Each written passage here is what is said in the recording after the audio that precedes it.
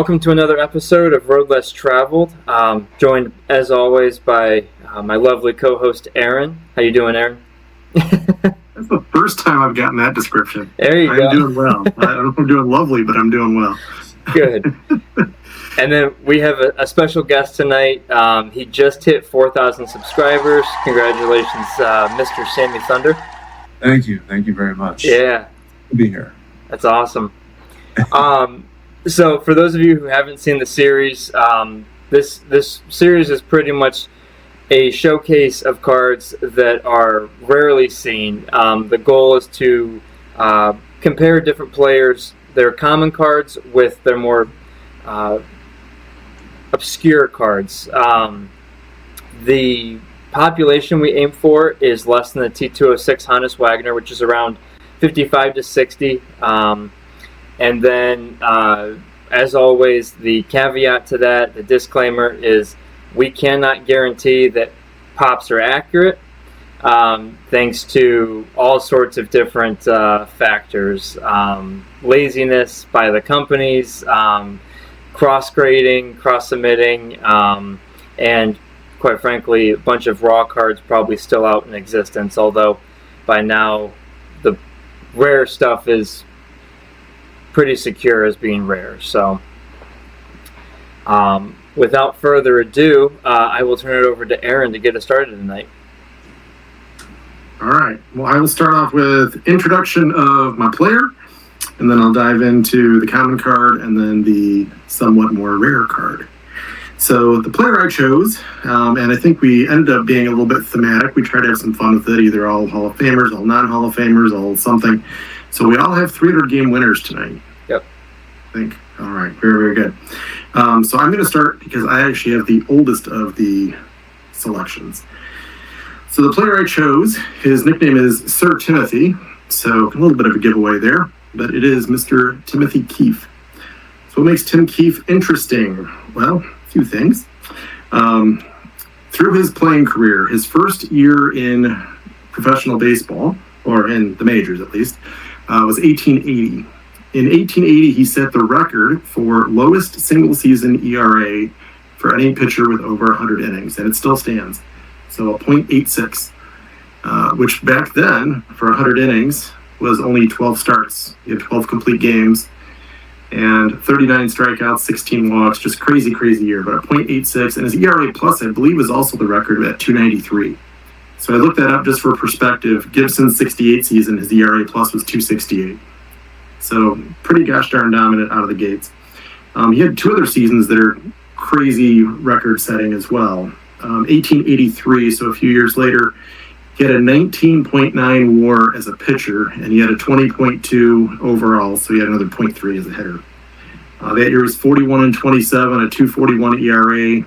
He had 359 strikeouts, which sounds pretty amazing, but he had 619 innings, so he still wasn't necessarily like, a Nolan Ryan of the era. But for that era, that was the league-leading total of strikeouts, so still pretty dominant. But that is the highest single-season WAR ever. 1888, I'm going to skip ahead, and the third season that's kind of remarkable is his Triple Crown year. So he had a 10.3 WAR, which sounds, for his career, not all that remarkable. 35-12 record, a 1.74 ERA, and 335 strikeouts. So upon his retirement, he actually had the career record for strikeouts. He was the first pitcher to have 3 seasons with 300 strikeouts. What else can I throw at you that's kind of fun? Post-baseball, he actually served as an umpire for a while, and he was a coach at Harvard. So he was one of the early players that was known as being an educated gentleman. Mm-hmm. He was no smoking, no cursing. He was a very clean lifestyle. So his Sir Timothy is a appropriate nickname. He did once pitch both ends of a doubleheader, 2 complete games. First game he gave up 1 hit. Second game he was tired. He gave up 2 hits. So pretty dominant day. But that's a little bit of a recap of who he is. The cards, which make it kind of fun. First one is a population, and this surprised me a lot. I think when Kyle and I were kind of chatting about this, I said, I think there's a few of them out there. And he said, well, how many is it? And I started looking up, and we're like, wow, that's kind of shocking. SGC has actually graded 207 of these. and PSA is graded 251. So what else is out there, Beckett, whatever else, but that's, 458 just between those two. Another thing that makes it tough, SGC called it 1887, PSA calls it 1888. We'll have to fight it out and discuss what's right. But it's the Allen and Ginter. These N28s. It's a set of 50 cards. There's only 10 baseball players. Of the 10, 6 are Hall of Famers. Another 2 are definitely Hall of Very Good, could be Hall of Famers, and the other 2, I believe, are somewhat well known, but not necessarily the same tier. I'm fortunate to have all 6 Hall of Famers, but the Tim Keefe pose, I feel like you see that a lot. That was one that I just saw a lot growing up, so that was kind of a iconic image. The back is really, really cool. Mine is less cool because it's a little bit roughed up, but definitely a very cool card. But those are somewhat common. You're looking at a population of 450 for those. Dimensions, it's about 1.5 inches wide by 2 3/4 in perfect shape. So as with most of the era, it's going to be probably a tobacco type issue. But Allen and Ginter, I mean, for as many as there are out there, I feel like they're still, this is where rare and scarce get kind of interesting. I feel like it's a little bit more scarce than it is rare. I was surprised to see there's that many of them. Mm-hmm. It's not an impossible card to say it exists, but they're tough to find. There's not a lot of them for sale at any given moment. So people get them and hold them.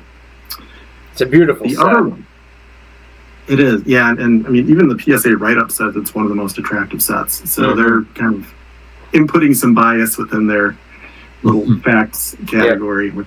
Well, and it is what it was. And the modern remake, the Topps Allen and Ginter that they've done forever, has really helped promote those, to anyone that's interested in looking into them. So, yeah, I love modern cards that look like old cards because that's helping to shift some of these modern collectors into the vintage world. I think it'll look familiar when they start finding it. Yep. The other set is truly going to be on the more rare, unique, tough to find category. Although this one I was surprised, my image is a little more common. So this one is the 1886 to 1890, I believe, depending on the label, depending on maybe the pose, depending on the team referenced. There's so many variations within this, but it's the Old Judge set. So the Old Judge, the one I have, I feel like that's maybe the most classic Tim Keefe pose because he's holding a bat and it looks like he's... That one just seems familiar. It's tell me if I'm crazy, but I feel like that's kind of a familiar pose for him. I think it is. And part of it is within these, and they're almost the exact same dimensions. It's 1.5 by 2.5, so it's like a 1/4 inch shorter, I guess. But within the Old Judge, players can have up to like 12 different poses. So you'll see some where they're listed with different teams, some are with bats, some are multi-players where there's another player on the card with them. Buck Ewing is with mascot. So you do see a lot of things where it's like pitchers hitting and pitchers throwing and pitchers catching and all these different images and poses. Some of them are truly tough to find and super unique. That pose itself is the most common by far, which is still in perspective. PSA has graded 29 of them, and SGC, after scrolling through 3 or 4 different classifications on SGC's website, I found they've graded 6. So another part of the challenge, and it was actually kind of a tough thing to figure out, SGC labels them, I'm usually not a label guy at all, but I think they call this one like -6, and then PSA calls it like holding bat vertical. So you're almost having to like match up like what are they doing in the picture with how is the other company like coding it with R2D2 numbers and figures and everything else. So it's a really interesting set. It's obviously enormous. I would say, up there with T206 for most epic and iconic, but a lot of them are, top 10, 8, depending on the pose and image. So mine's super overpopulated. There's only 35 of them. So thought the old judge of Sir Timothy would be appropriate for it. That is awesome. That set is the first mainstream baseball card set ever made, and it is. People think the T206 is the monster. That is a teddy bear compared to what the old judge set is. Yeah, that's the most common of all of his at least 7 poses. I know there's at least 7 Keefs, and there's a couple where he's on with someone else. So maybe there's 8 or 9 or 10 that you're going to call a Tim Keefe card, and that's still barely over half the Honus Wagner population. So perspective is everything. I see that his nickname was Smiling Tim. Which is also, I saw that too. It's pretty funny because in both of these, he looks more like he's going to be a pretty serious character. Yeah. maybe the nickname is meant to be ironic, since he probably never smiles. Probably. They said he's actually like one of the most like cordial, nice, gentlemanly. His Sir Timothy was more of a because he was such a gentleman on and off the field. So he probably was a friendly character.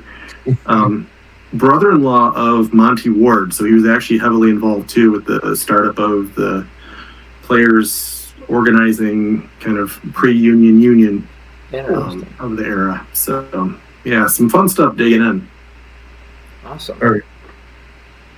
Sammy, do you want to go next? I guess it's no surprise who I'm going to show. It's really one of 3 players, but I wanted to stick with pre-war, so it's Mathewson, of course. So, backstory of Mathewson. Obviously, it's well established that he died very young. Died at 45, I believe. He was born in Pennsylvania, Factoryville, Pennsylvania, and went to Bucknell.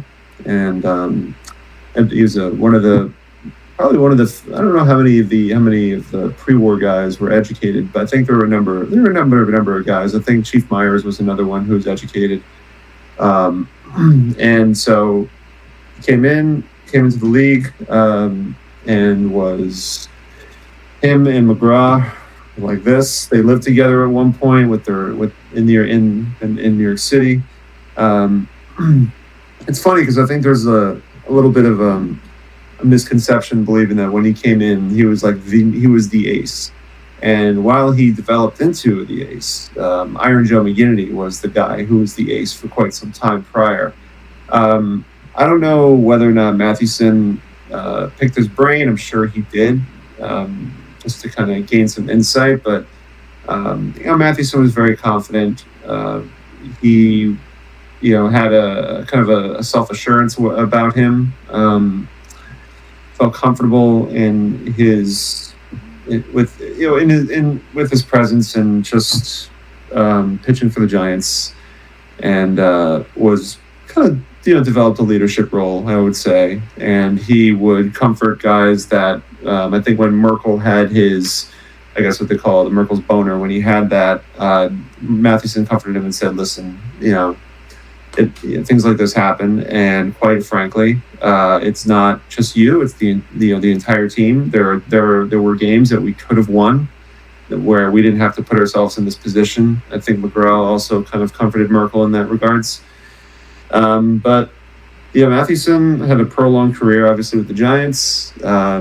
He did go to war. Was with the Chemical Warfare Group. I think Ty Cobb was also in that group as well, if I'm not mistaken.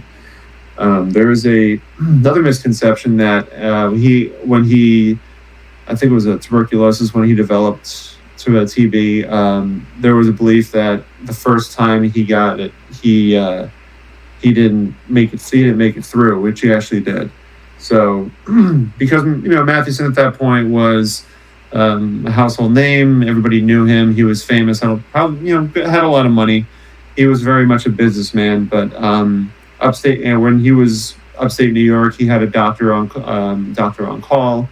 Mathewson didn't have to live in a hospital bed in a hospital. He was living comfortably in I think it was an apartment or a house, I can't remember, up in Saranac Lake, and he was able to recover actually during his first bout, but his doctor gave him a stern warning. Says, do not get back into baseball. If you get back into baseball, your stress level could potentially bring this back. And against his doctor's wishes, Mathewson did go back into baseball, not so much for playing, but to become an executive for the Boston, I can't remember the name of the team, Boston, it wasn't the Boston Braves, I don't think, but went back into baseball, and ultimately he would commute to Boston three days of the week, and the stress that is believed to have, to gotten him sick again. So anyway, there's a lot that can be said about him. Arguably one of the greatest pitchers of all time. Some people might say Walter Johnson is better, but that's their opinion. First card I have is what I would call an iconic card, and I would say it's an iconic card because there's so many of them that have been graded. It is none other than the 1915 Cracker Jack. I realize that my camera is flipping it backwards, so I don't exactly know why. Usually it's pretty standard, but you'll have to deal with it reversed. The 1915 Cracker Jack of Christy Mathewson. These were more common to find because of the fact that you can order them through. You can order the set through the mail, or you could get this in the packaging. So you had two ways of getting this card, versus the 1914, which was only featured in the packaging. So the 1914 is considerably more rare than the 15, but definitely I would say an iconic card within the hobby space. The bold red colors of the Cracker Jack cards really just kind of bring out I don't know what the word is, but just a desirability, I suppose. And so this one, there's, I think in total between PSA and SGC, there's over 200 of these that have been graded. I think more PSA than SGC, but that's not really a surprise. Sorry, the glare, I'm trying to make sure it shows, but You're good. yeah. This, as Mike Petty would say, this has very honest corners. It's probably the only grade that I can afford because these cards are getting pricier and pricier as the days going by. But I think it's as the seconds go by. Sure, yeah. But yeah, this one I'm trying to remember when exactly. It's hard for me to remember the timeline of when I picked this one up, but it was sometime. Oh man, maybe before the National or before Strongsville last year. I think it was before Strongsville last year I picked this up. So, nice. What's that? I'm trying to remember too, because I remember when that happened. I was like, "That is monster card." It was. I picked it up through. So I put an inquiry on N54, and I said, "Hey, I'm looking for one." And a friend of mine got in touch with me saying that his friend had one, and so we kind of put us together, and the rest is history. I just bought the card, and it was shipped to me, and I was like, "Oh, that's awesome! Nice little pre-gift for Strongsville." Nice. Speaking of Strongsville, excuse me, I got this one at Strongsville this year. You know exactly, I think, which one it is. I was surprised that I was able to see it at Strongsville because this is a card you'd only find in auctions typically. Not a card you find at a show just sitting in a display case. But hence part of the appeal of Strongsville. Yeah, absolutely. You're not kidding. It is the Novelty Cutlery of Mathewson. Great card. And I've only ever had another opportunity to buy this card. It was in a 2.5, I believe, and the price was way too much for me to be able to afford it. But a 1 is far more reasonable. Mm-hmm. This one, the backstory to Novelty Cutlery, they were a company, I don't know if they're still in business, they might, but they were a company that developed pocket knives, and I think that's what they were known for, is pocket knives. And like every other, I think there was a huge postcard craze in the teens, in the 1910s, where everyone's like, all right, we need to create a postcard. So it's all right, well, Novelty Cutlery jumped on the bandwagon, and I think this is the only time they've ever issued a postcard set from they would, I think customers would buy their products, and then they would either get these shipped out with them, and or I don't know if there's a random player or if it was the whole set, but I would probably say it was probably just a single card because there's very few of these that exist. Right. They're total between as far as SGC goes. When I went to GemRate and checked it out, there were 7 total graded of these. PSA, I'm not sure. I think last time I checked there was like 3 or 4 maybe, so it's not that many. The special card from this set that I think people gravitate to is the Ty Cobb and Honus Wagner. They're photographed together, and I think that was during the 1909 World Series was when they were photographed. So this set goes from 1907 to 1909, so it's understood that these were distributed over the course of those 3 years. And the thing about this is that the back tells a fun story. It's not going to make sense because it's flipped backwards, but my understanding is that maybe somebody used this for payroll or money or maybe somebody owed some money. Miss Lydia, I think she's on the top. She owed like 50 cents, but there you go. That is that's the card that I decided to go with tonight. Sammy, that is a phenomenal card. Thank you. I love that set. I've always wanted one for my PC, but they are very hard to come by, and when you do come by them, they're not cheap. Yeah, the story goes with that card is, I think I told you guys the story already, but I'll just share it publicly. Yeah, when I was paying for the card, it was a husband-wife team behind the table, and the wife, I was paying the husband the money for the card, and I was laying out the cash on the display case, and the wife was closing a neighboring display case next to where I was putting my money down, and I guess the air, there was like a vacuum of when she like closed the display case, and the airflow just pushed all my cash and just flew in the air like a sweepstakes, and I'm like, oh my god, no, okay, you have to grab all this. So thankfully, it didn't go that far, but that could have been disastrous. Yeah. That's why you pay PayPal. Easier that way for sure. Yeah. That is awesome. Good stuff. Yeah, amazing card. Love that. And congrats on the pickups. That's 2 years, 2 big Maddies. Yeah.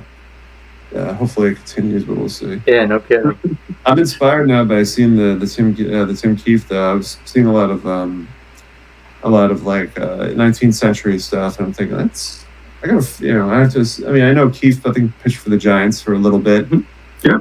So it might inspire me to look into that a little bit and find a player I can align with. There's quite a few out there for 19th century. Once you start looking, it's awesome. Keefe would be a good one. That would fit in with your theme. Yeah, for sure. I'm trying to think. Yeah, this is Pesci's old Judge's pitcher, New York. So. Oh, nice. Yep. That'll work. Well, I will round out the 300-plus game winner trio tonight. I'm going to go with Walter Johnson. Walter Johnson was known as the Big Train. He stood 6'1", 200-pound frame. So not overly large, but for back then it was a pretty good-sized human being. Ty Cobb was also 6'1", so they stood toe-to-toe or eye-to-eye. Walter, 2-time MVP, 3,509 strikeouts in his career. He surpassed Mathewson, I believe, in 1919 for the most strikeouts in Major League history. He held that record until 1983 when 3 pitchers, Nolan Ryan, Steve Carlton, and I forget the third, all broke that benchmark. 417 career wins, 2.17 career ERA, 531 complete games, and then 110 career shutouts. So he is just all over the board, an incredible pitcher. He's a first 5 member of the Hall of Fame, being part of the first class in 1936 with Ruth, Mathewson, Honus, and then Ty Cobb. So. And then a quote that Ty Cobb shared about Mr.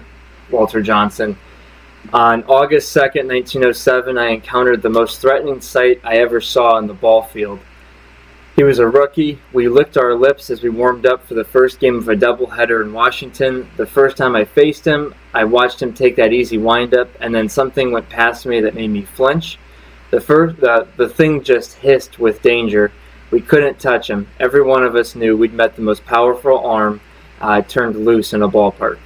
So, and if anybody's ever watched Fastball or any sort of highlight reel on Walter Johnson, his throwing motion is pretty easy to see why he was electric. his arm snaps, and that ball's at the pretty far down the pitcher's mound before it's at the plate. So, really great pitcher. The common card I have, speaking of the monster, is the T206 Portrait. I picked this card up a few months ago. It was my first Walter Johnson in a while. I actually am debating on if I want to move on from it, but I had to do this episode first because I like the it's a common card of his. So, anyways, the T206 set was produced from 1909 to 1911. It is known as the Monster. There's over 520 subjects, although 518 to 520 is the sweet spot for what people collect from that set, thanks to the scarcity of the famous Hannes Wagner card. Eddie Plank is a six-figure card. There's Doyle Air, a couple other variations out there, some other cards that are just obscure and kind of weird that people have included as the full master set. So I think 518 and 520 are the common complete numbers. It was made by the American Tobacco Company. They had a bunch of brands under their umbrella. This one is a Piedmont, doesn't even say because it's cut off, something 50 subject, so 150 or 350. The back, speaking of the back, they will help determine what year the card was produced. So if you're unfamiliar with the T206 set and want more knowledge on it, I recommend going to T206resource.com, I believe is the website. All sorts of information that dives deep into the set itself. But like the 150 series was made starting around May 1909.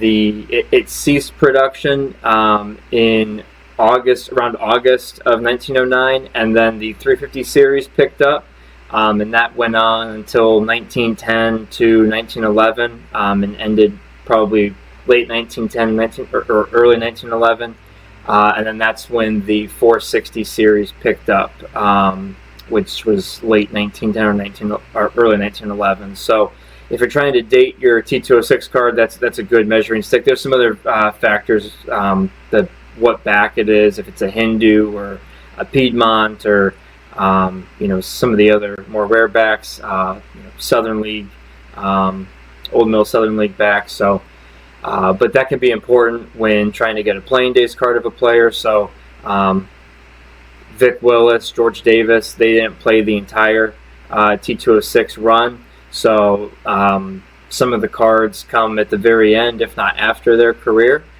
So if you're trying to stay true to a playing days card, it is important to know when the card was made, at least approximately. So the population for the portrait alone, he has 3 poses in the T206 set. The portrait alone is really, really common. PSA pop of 1066. I don't know. I didn't look up Beckett or Beckett or CGC, and SGC is an absolute mess to get any type of population stuff on for a T206 card. So the total population is a gazillion and one. That's what I came up with. It is a great image. I don't mean to dog on the T206 set, but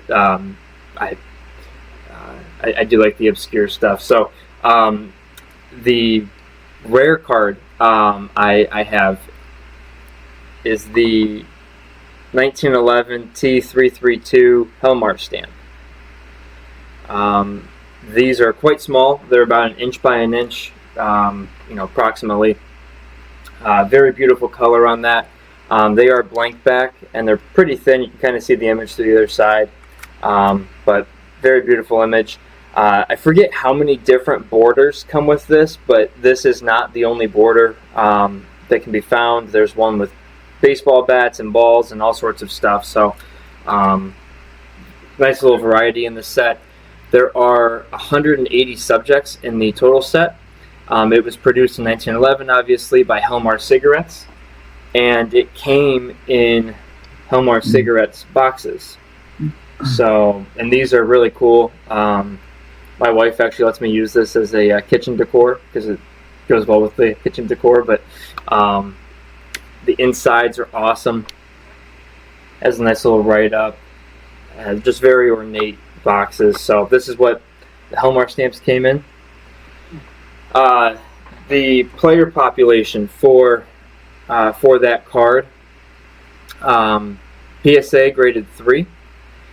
SGC, between the two different flips they have listed, graded 10. Beckett graded 0, and CGC graded 1. So a total population of 14. So that is definitely a rare card, and I recently picked that up. It was actually cheaper than the T206 Portrait, despite being 100 times more rare. So yeah, just an awesome set. So yeah, that is the trio of 300 game winners on the road less traveled tonight. So any closing remarks, gentlemen? Here's something that's an interesting thought. I think you mentioned that Johnson broke Mathewson's all-time strikeout record. Yes, I believe so. Who did Mathewson break the record from? Tim Keefe. I don't know. It might be, because Keefe had it, and he retired in, call it 1890 something. So it literally may have been, which would be a crazy unintended, aren't we cool accidentally kind of fact if we literally picked the first 3 all-time strikeout record holders. So Cy Young held the all-time strikeout record before Christy Mathewson. That joker, he snuck in there for a while, huh? All right. So, but Cy Young, did he break Tim Keefe's? Let's see. Yeah, he struck a lot of people out, didn't he? Yes. Yes, Cy Young broke Tim Keefe's record. So Cy Young broke the chain. Otherwise, it would have been a perfect trio. Wow, that's pretty crazy. But we all selected all-time strikeout leaders for a career, which is kind of cool too. Yeah, that's awesome. That's close enough. Yeah. That is awesome. Damn you, Cy Young.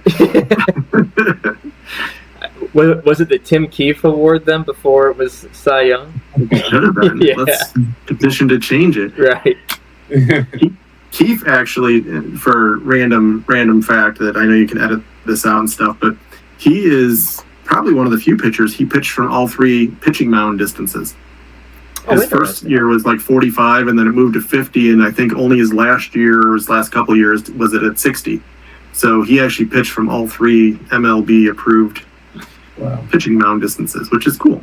So that is pretty cool. That's awesome. Yeah. I wonder how many players have that did pitch that, in all 3. Yeah, I was looking at the WAR, and I didn't mention this, but I think Pud Galvin actually had the highest pitching WAR for a season. He had a 20.5, so he'd be the leader if he didn't suck at hitting. His hitting was negative 2.1 that year, so it dragged him down. He's 3rd for a season. So terrible hitter, but yeah, he's 3rd. So Keefe gets the 1st place. Nice. I love diving into the 19th century stuff. Sammy, it's a fun world. Yeah, it's. I'll eventually get there, maybe. I'm still working on the Negro League stuff right now, so that's also a fun world. That's getting to be a very expensive world. Yeah, I came away with something from the Cuban auction. It's looks like it's shipped, so I'm looking forward to getting it, showcasing it as carefully as I can because it's very delicate. But as most Negro League stuff is, it's very thin typically, and yeah, the materials were not. Because this was it's a book from the Dominican Republic. Got it.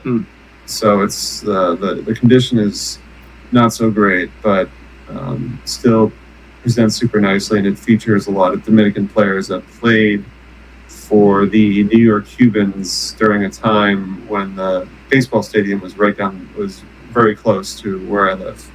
Nice. Well, very cool. if anybody watching is interested, I'm sure that will be on an upcoming video for Sammy. So if you are not subscribed to him, he is on the road to 5,000 subscribers now. Oh, boy. Yeah. That's gonna be a while. So go follow him. He has great content. As always, definitely go follow Aaron. His collection is just absurd.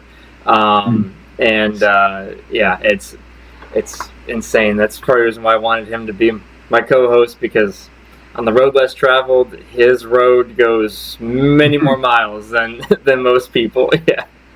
So, but thank you very much for watching another episode of Road Less Traveled. Feel free to reach out if you ever want to appear as a guest. We would love to have you. And until next time, live free, dream big.